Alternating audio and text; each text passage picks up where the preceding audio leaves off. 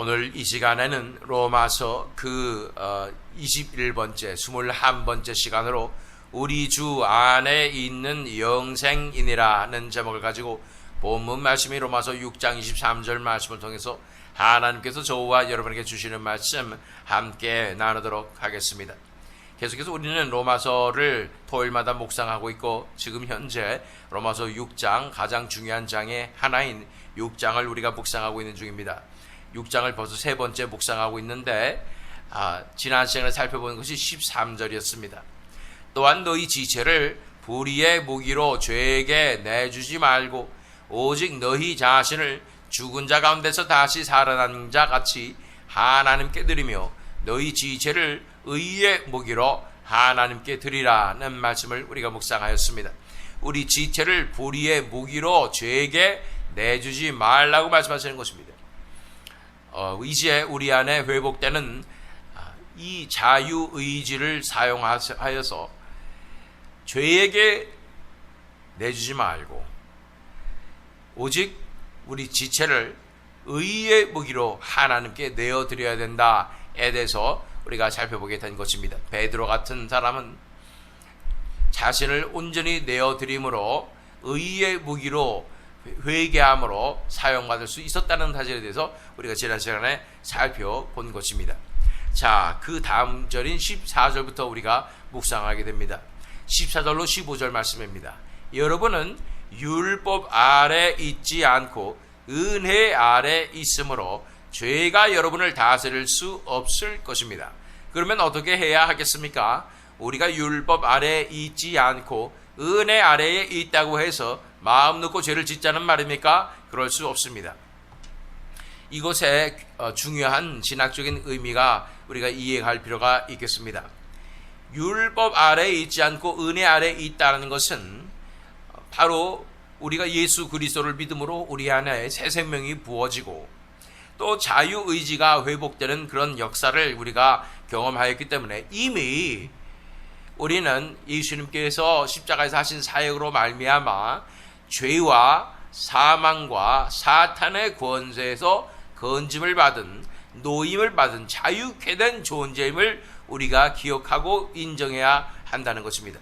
그러나 사탄은 우리를 속여서 아직도 우리가 죄의 권세 아래에 놓여 있는 것처럼 그렇게 우리를 미혹하는 것이고, 또 우리의 육체와 자아는 이 우리의 육체의 옛 습관 때문에 그 죄의 습관으로 살아가려고 하는 마음이 분명히 있기 때문에 우리가 이 상황 가운데서 가만 놔두면 죄에 순종하는 그 삶으로 다시 회귀될 수 있는 확률이 있기 때문에 가만 놔두는 것이 아니라, 물론 우리가 더 이상 율법 아래에 있지 않는 해방된 자유케 된 존재들이지만, 그래서 은혜 아래에 있게 된 존재들이지만 죄에 순종하지 않으려고 우리는 발버둥 쳐야 한다고 말하는 것입니다.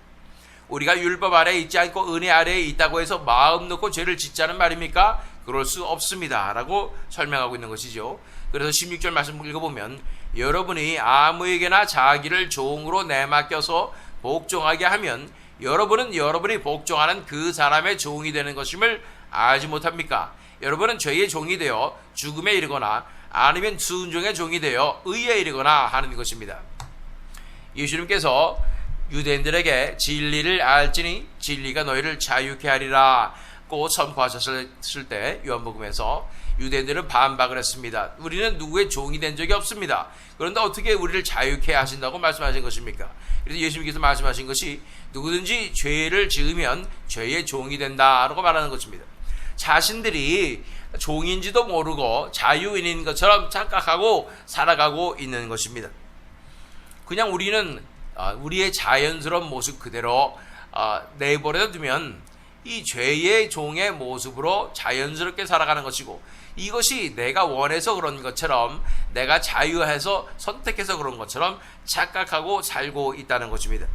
그러나 내가 원하는 대로 사는 그 삶은 내가 원하는 것이 아니라 사실은 죄가 원하는 것이고 전적으로 타락한 내 자아가 원하는 것이 되기 때문에, 그래서 내가 마음대로 살게 되면 그것은 내가 죄의 종으로 사는 삶이라는 것을 증명하게 된다는 것입니다. 자, 여러분이 아무에게나 자기를 종으로 내맡겨서 복종하게 하면 여러분은 여러분이 복종하는 그 사람의 종이 된다는 것입니다. 내가 다른 사람에게 복종한 것이 아니라 나에게 복종했는데, 내 마음대로 했는데 사실은 죄의 조종에 넘어간 것이고 죄의 종이 된다는 것입니다. 여러분은 죄의 종이 되어 죽음에 이르거나 아니면 순종의 종이 되어 의에 이르거나 하는 것입니다. 우리의 죄의 습관 때문에, 옛 습관 때문에 우리는 가만 내버려두고 내 마음대로 행동을 하면 자연스럽게 죄의 종으로서 살아가게 되지만, 그렇기 때문에 의의 종으로 살아가는 것은 엄청난 결단과 또한 이 발버둥침이 필요한 것입니다. 그렇게 순종의 종이 되기 위해서 의에 순종하는 그런 삶으로 나아가야 한다고 말씀하고 있다는 것입니다. 그 의의 종으로 우리가 intentionally, 우리가 정말로 의도적으로 의에 순종하는 삶으로 나가야 할 줄로 믿습니다. 이것에 대해서 우리가 죄의 종이 되는 부분에 대해서 창세기 4장 6절로 7절 말씀을 통해서 자세히 살펴보길 원합니다. 주님께서 가인에게 말씀하셨다. 가인이죠. 어찌하여 네가 화를 내느냐? 얼굴빛이 달라지는 까닭이 무엇이냐? 네가 올바른 일을 하였다면 어찌하여 얼굴빛이 달라지느냐? 네가 올바르지 못한 일을 하였으니 죄가 너의 문에 도사리고 앉아서 너를 지배하려고 한다. 너는 그 죄를 잘 다스려야 한다. 가인의 마음 가운데 화가 생기고 얼굴빛이 달라졌습니다. 이것이 물론 가인이 스스로가 자아가 업셋돼 가지고 그런 상황이 일어나는 것이지만, 이 모든 것이 이 죄가 지금 작용하고 조종하고 속이고 미혹하는 상황이 되었다고 말씀하고 있는 것입니다. 그래서 화를 낼 수는 있지만 그 화에서 죄로 나아가게 하는 것은 바로 이 죄라는 존재가 우리 인간을 사로잡고 우리에게 틈타서 우리를 지배하게 된다고 말하는 것입니다. 순간적으로 이 가인이 죄의 종이 되어버려서 결국은 내가 죄를 다스리는 것이 아니라 죄가 나를 다스리고, 그래서 죄가 나를 조종해서 엄청난 죄악, 그 아우를, 동생을 죽여버리는 그런 죄악의 결과까지, 열매까지 맺게 된 것입니다. 우리 그 전절인 3절로 5절 말씀 읽어보면 왜 이런 상황이 발생했습니까? 세월이 지난 뒤에 가인은 땅에서 거둔 곡식을 주님께 제물로 바치고 아벨은 양떼 가운데서 맏배에 기름기를 바쳤다. 주님께서 아벨과 그가 바친 제물은 반기셨으나 가인과 그가 바친 제물은 반기지 않으셨다. 그래서 가인은 몹시 화가 나서 얼굴빛이 달라졌다 라고 말씀하고 있는 것입니다. 이제 하나님 앞에 제물을 드려야 되는데 가인의 제사가 뭐가 잘못되는가? 어떤 분들은 가인이 양으로 제사를 드린 것이 아니라, 피로 제사를 드린 것이 아니라 곡물로 제사를 드렸기 때문에 하나님께서 기뻐받지 않으셨다, 그 메소드가 잘못했다라고 말하는 분들이 있지만, 구약 성경의 모세율법에도 곡물로 드리는 예배가 분명히 있습니다. 그렇기 때문에 그런 문제가 아니라는 사실을 우리가 알게 되는 것입니다. 어떻게 해서든 어쨌든 하나님께서 가인의 제사는 안 받으시고 아벨의 제사를 받으셨는데, 아벨은 마침 양을 잡아서 가장 첫 번째 양의 기름기를 바쳤다고 말하고 있는 것입니다. 이 가인과 아벨의 제사의 차이가 무엇이었을까? 우리는 그 결과로서만 알 수가 있습니다. 하나님께서 첫 번째로 받지 않으셨고, 두 번째 그것에 대한 그 가인의 반응이 화가 나고, 몹시 화가 나고 얼굴빛이 달라진 것을 봤을 때 엄청난 자아 충만으로서 이 제사를 바쳤다라는 것을 보게 되는 것입니다. 가인에게는 이 농사 짓는 것이 엄청나게 중요했고, 그러나 그 중에서 하나님께서 제물을 드리라고 했을 때 이 제사를 드리면서도 그 마음 가운데 자기 뜻대로 내가 원하는 대로 제사를 드리고 싶었던 마음이 있었던 것이 분명하고요. 두 번째는 나의 전부가 드려지는 것이 아닌, 나의 인생이 드려진 것이 아닌 내가 가진 것의 일부분을 드리는 모습이었다는 것을 바라보게 되는 것입니다. 반면에 우리는 여기 기록되지 않았지만 아벨은 왜 의로운 제사를 드릴 수 있었을까?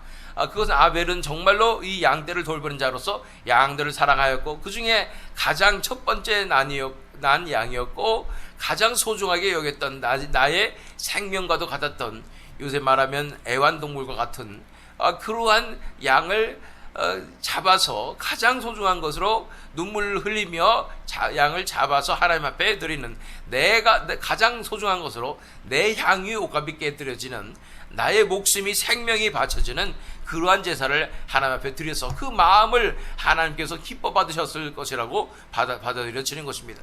그러나 가인은 그렇지 못했다는 것입니다.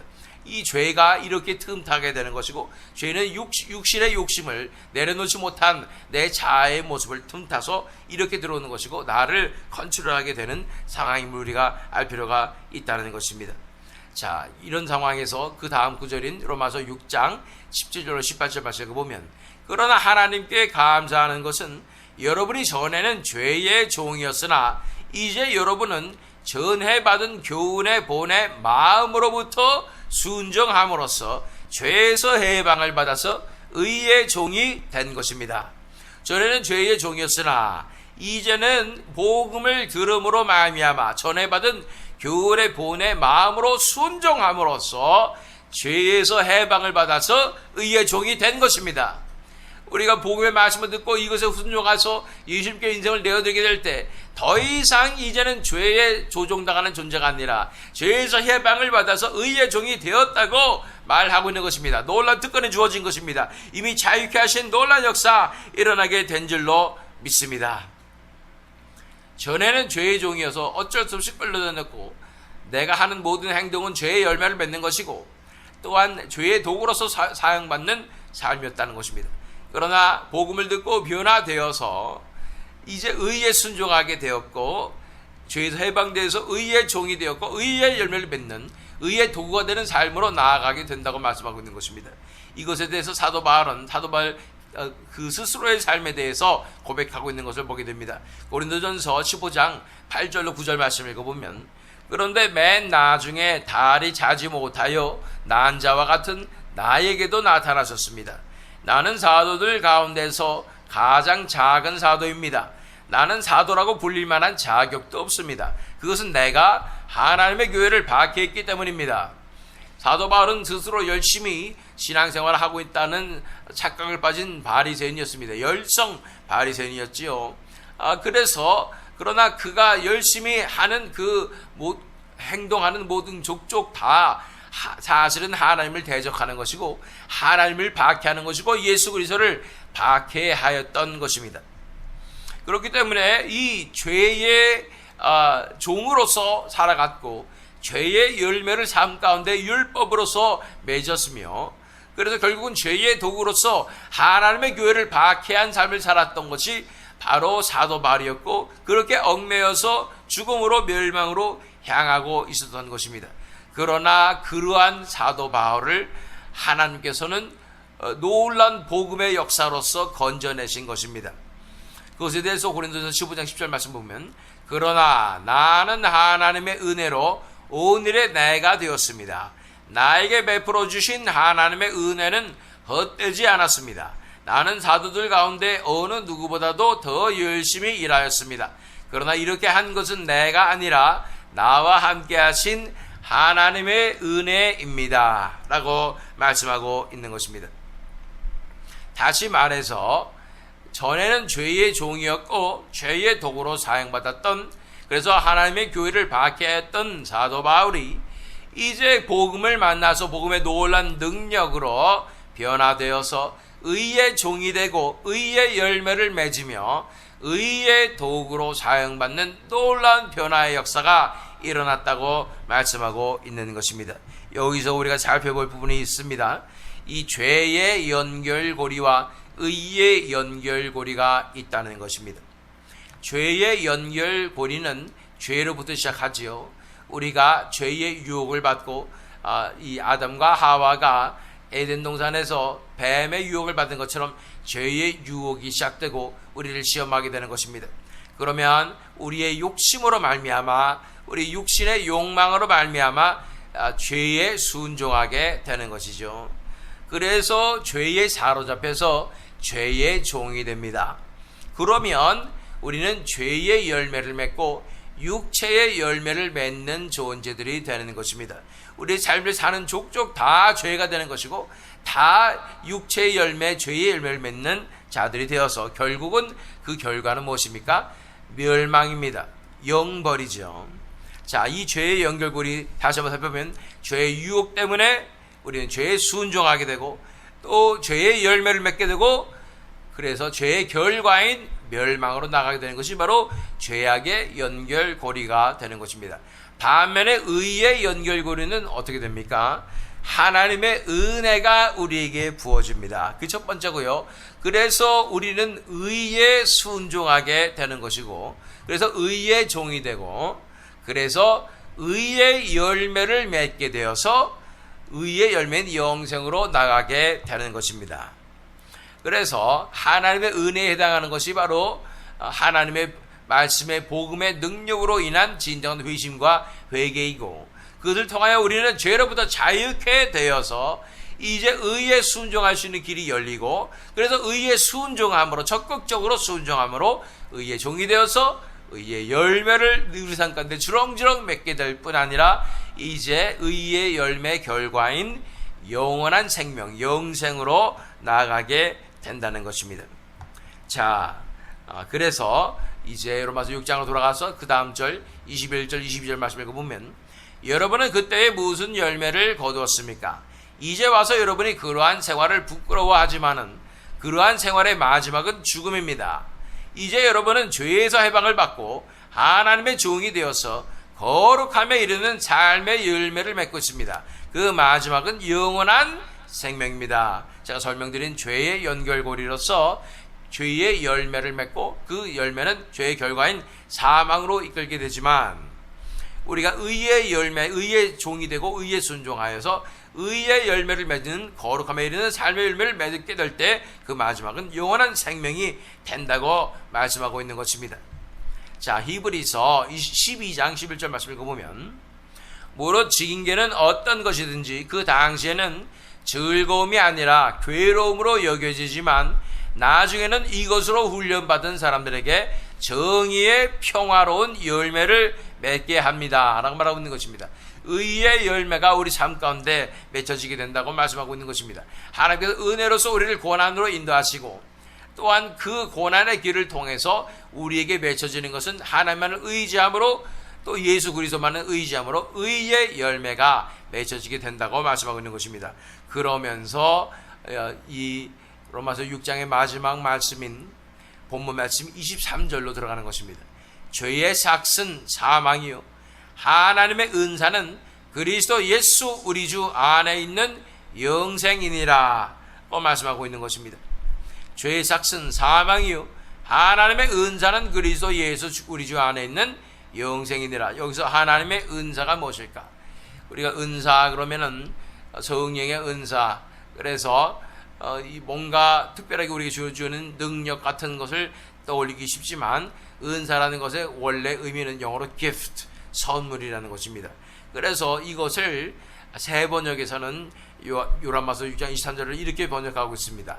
죄의 삭은 죽음이요 하나님의 선물은 우리 주 예수 그리스도 안에서 누리는 영원한 생명입니다. 이 선물은 결국은 하나님께서 공짜로 우리에게 주시는 것이고 값없이 주시는 것이고 그것은 바로 하나님의 은혜를 말하고 있는 것입니다. 복음의 놀라운 은혜를 말하고 있는 것이죠. 그래서 죄의 삭은 사망이요 죄의 삭은 죽음이요 하고 말씀하고 있는 것을 우리는 보고 있는 것입니다. 반드시 죄가 우리 안에 들어오면 죄에 순종하면 죄의 열매를 맺게 되고 그 결과 우리는 죽음으로 영벌로 지옥으로 떨어지게 되는 것입니다. 멸망으로 떨어지게 되는 것입니다. 이것은 처음부터 하나님께서 말씀하신 것이죠. 창세기 2장 16절 17절 말씀에 주 하나님이 사람에게 명하셨다. 동산에 있는 모든 나무의 열매는 네가 먹고 싶은 대로 먹어라. 그러나 선과 악을 알게 하는 나무의 열매만은 먹어서는 안 된다. 그것을 먹는 날에는 죄죠. 너는 반드시 죽는다. 너는 반드시 죽는다. 네가 정령 죽으리라. 이 말씀이 죄의 종으로 살아가는 사람 모든 사람에게 주어진 엄정한 말씀임을 믿습니다. 죄를 지으면 죄의 결과는 죽음입니다. 반드시 영벌입니다. 멸망입니다. 지옥입니다. 우리 옆에 분들 보면서 그것을 먹는 날에는 너는 반드시 죽는다 라고 한번 선포해 주시길 바랍니다. 그것을 먹는 날에는 너는 반드시 죽는다. 이것이 죄의 결과인 것입니다. 죄의 종으로 살면, 육체에 순종하여 죄에 순종하여 살면 이렇게 된다고 말씀하고 있는 것입니다. 반면에 죄의 삭은 사망이요 하나님의 은사는 그리스도 예수 우리 주 안에 있는 영생이니라 말씀하고 있는 것입니다. 하나님께서 주시는 선물은, 하나님의 은혜는 바로 영생입니다. 그리스도 예수 안에만 있는 영생이라고 말씀하고 있는 것입니다. 이것에 대해서 요한복음 3장 35절로 36절은 이렇게 말하고 있습니다. 아버지는 아들을 사랑하셔서 모든 것을 아들의 손에 맡기셨다. 아들을 믿는 사람에게는 영생이 있다. 아들에게 순종하지 않는 사람은 생명을 얻지 못하고 도리어 하나님의 진노를 산다. 아들을 믿는 사람에게는 영생이 있는 것입니다. 이 영생은 너무나 엄청난 일인 것입니다. 영벌도, 지옥에서 영원토록 받는 그 고통도 엄청난 것이지만 그보다 더 엄청난 사실은 영생이라는 것입니다. 이 영생은 무엇입니까? 이 영생에는 두 가지의 요소가 있습니다. 첫 번째는 영원이라는 것이고, 두 번째는 생명이라는 것이죠. 영원할 영자, 생명의 생자죠. 영원이라는 요소와 생명이라는 요소가 있다는 것입니다. 많은 사람들이 이 영원의 요소에 집중해서 마치 진시황의 불로초를 먹은 것 같이 그렇게 우리가 죽지 않을 수 있다라는 그런 영원의 요소를 많이 소망을 가지고 바라보게 되는 것입니다. 그래서 영원히 천국에서 행복을 누리게 되고 죽지 않고 살 수 있다라는 것에 대해서 많은 소망과 기쁨을 가지게 되는 것이죠. 그러나 우리가 진정으로 관심을 가져야 할 요소는 바로 생명이라는 요소임을 믿습니다. 이 생명에 해당하는 원어인 헬라어는 바로 조에이죠.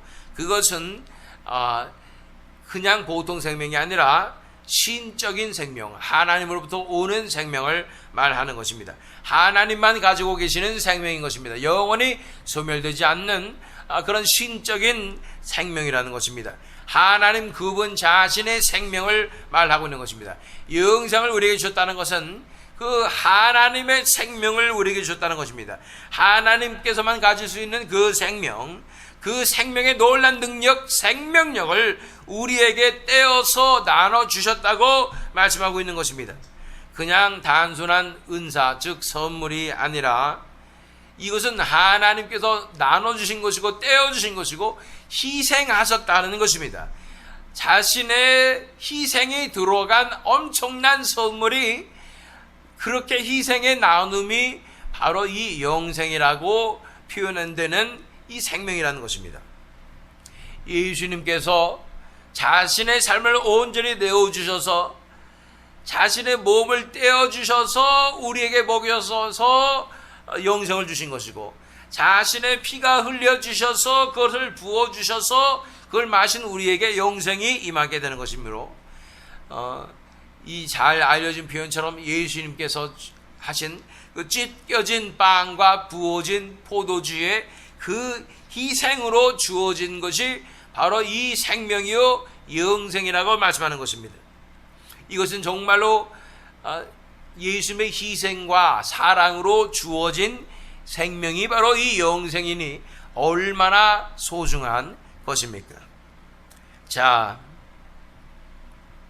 그러므로 이 극명한 결과, 죄의 연결고리와 이 의의 연결고리가 이렇게 결과가 다르게 되는 것입니다. 그런데 사도 바울이 우리에게 말하고 있습니다. 이제 우리가 죄로부터 자유케 되었으니 이제 의의 종으로 순종하며 살아가야 한다. 적극적으로 의의 종으로서 살아가야 한다고 말씀하고 있는 것입니다. 우리 앞에 두 갈래 길이 놓여 있다고 말씀하는 것입니다. 자유의지가 회복되었다고 말씀하는 것입니다. 그냥 놔둬서 내 마음대로 살아서 죄의 종으로 살아서 멸망으로 그저 갈 것인가? 아니면 우리를 자유있게 해주셨으니, 우리에게 선택권이 다시 회복되었으니 이제 하나님의 사랑에 감격하고 예수 그리스도의 사랑에 감격하여서 의의 종의 삶으로 나아감으로 의의 열매 맺어서 영생으로 나아가는, 그 영생을 선물을 받는 그 삶으로 나아갈 것이지, 우리가 그 갈래길에서 날마다 결정하며 살아가야 된다는 것입니다. 우리 자유의지가 회복되었기 때문에 우리가 그냥 아무렇지도 않게 살면, 수동적으로 살게 되면 나에게 은혜 베풀어 주셔서 그럴 마음을 주시겠지라는 안일한 생각으로 살아가면 우리는 우리 옛 습관 때문에 이 죄에 조종당하는 삶, 죄의 노예가 된 삶에서 벗어나지가 않아지는 것입니다. 이제는 이 자유의지를 가지고 적극적으로 하나님을 선택하고 의를 선택하는 삶으로 싸워서 나아가야 함을 바라봅니다. 우리 마음 가운데 자연스럽게 사는 삶은 그냥 이 우리의 무의식을 지배하고 있는 옛 습관 따라서 사는 삶이기 때문에 결코 안 된다는 것입니다. 나의 옛 습관, 그 컴포트 존을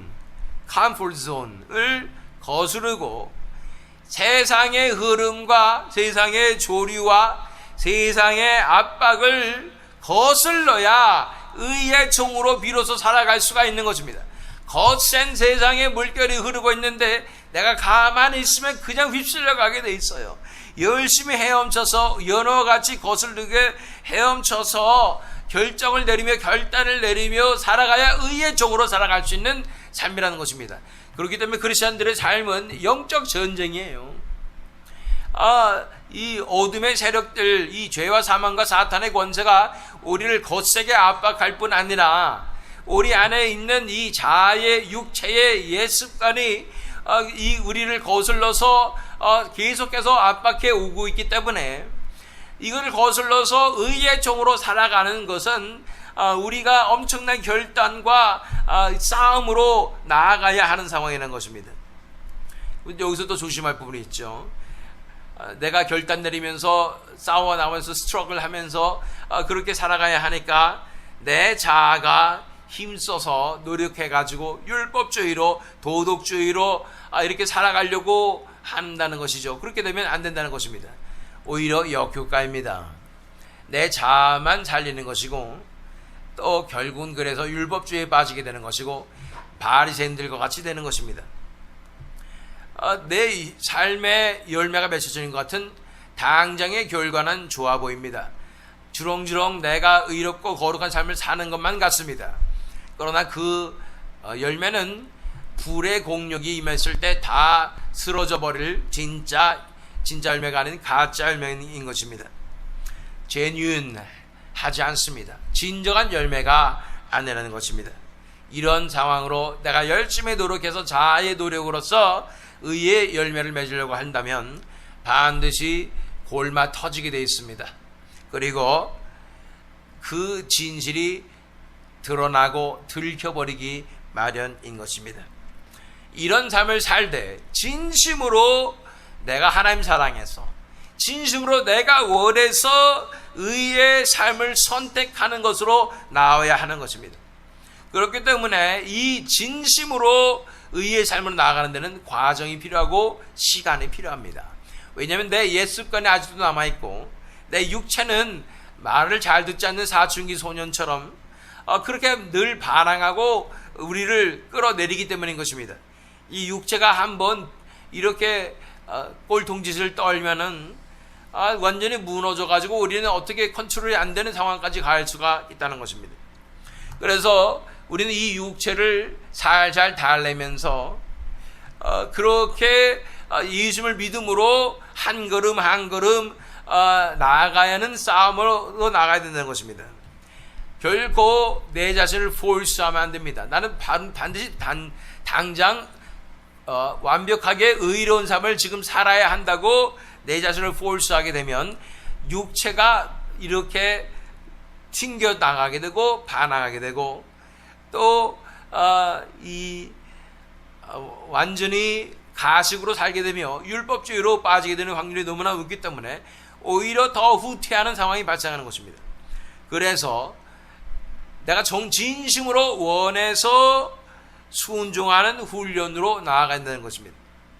그것은 그러면 내가 수동적인 것이 아닙니까? 아닙니다. 엄청나게 적극적으로 내가 원하는 그런 상황이 되는 하나님의 은혜에 내 자신을 맡겨드리며 날마다 내 자신이 십자가에 못 박히며 날마다 하나님을 사랑하며 예배하며 천국의 차원으로 들어가는 그러한 훈련이 필요한 것입니다.